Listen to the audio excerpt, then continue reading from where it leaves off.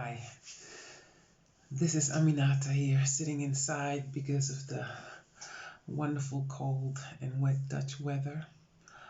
Um, want to talk to you a little bit in reference to what's been going on, and I know a lot has been said already. So I want to say something about silence, um, because I've myself had to withdraw into silence myself for a little bit. Silence because there's pain, silence because there's sadness, um, silence because I had to reflect, but also silence because I have three black males and chose to focus on them and had to stick my energy in them and make sure they were okay, and they were not. Um, and so what I want to say about silence is very powerful. And I see some people calling the actions like, your silence says a lot. Silence does say a lot. Silence can mean many things. Silence can mean I'm reflecting. Silence can mean I don't want to talk. Silence can mean I don't care. Silence can mean I'm protecting you from my wrath.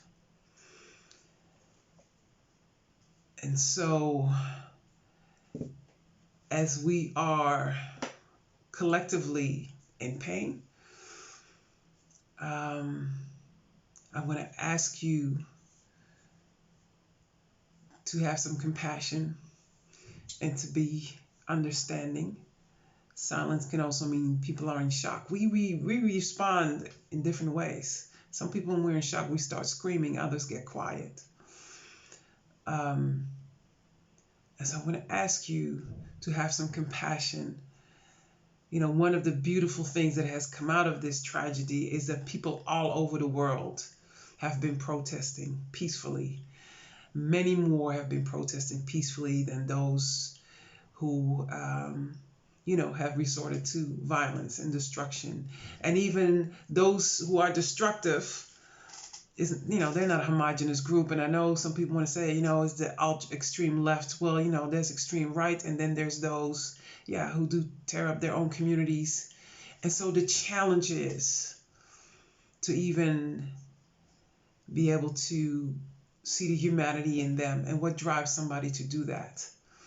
Because we're so quick to condemn and it's terrible, and understand that what you're seeing is people who have been stripped of everything, where things don't matter, where you just don't care anymore.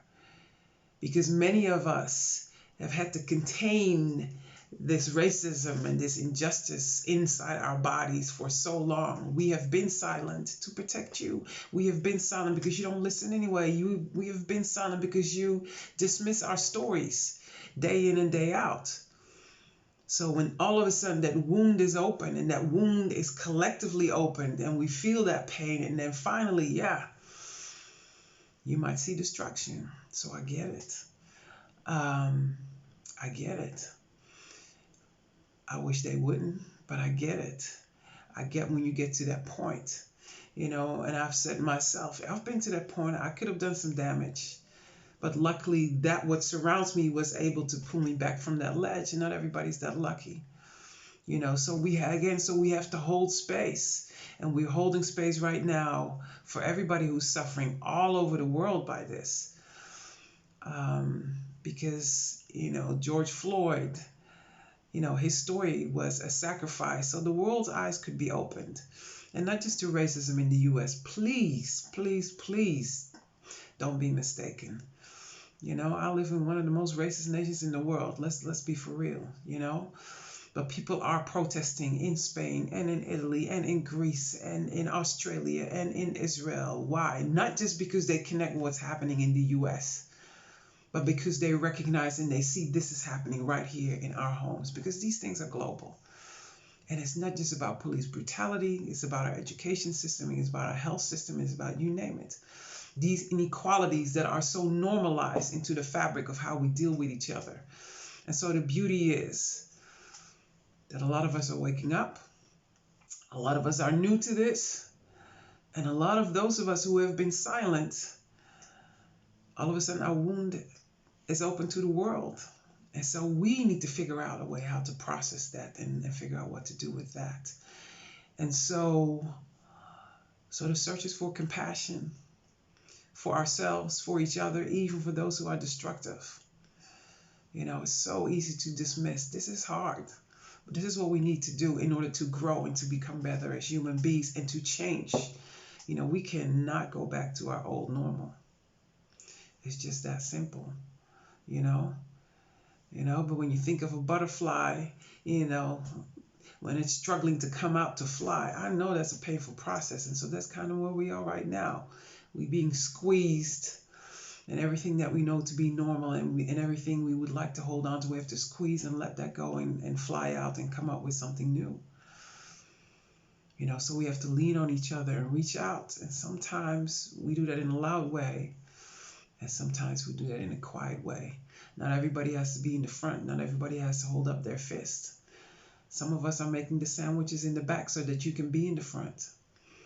And so we have to respect everybody who is coming to the fold. And so, yes, there will be people who are new to this, who have all kinds of questions. They're going to say dumb things. Even those of us who have been on the forefront, we can say dumb things. We have to have compassion. We have to have compassion. And what we have to say is, come on, let's go. Let's move forward. We're not a homogenous group.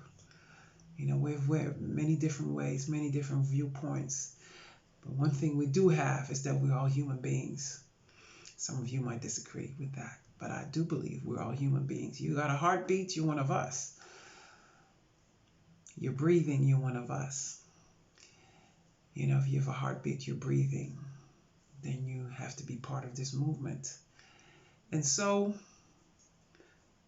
be mindful of the silence. Try not to judge it right away. And sometimes you might have to withdraw into silence yourself to reflect as far as how to move forward. And when you're ready, you join the fold. And when you're ready, you talk. And when you're ready, you can also say to people, don't talk to me right now because I need some peace and I need some silence. So as we keep looking for peace and as we keep looking to move forward, be encouraged. We made it this far and we can go further. I truly believe that. Have a great day.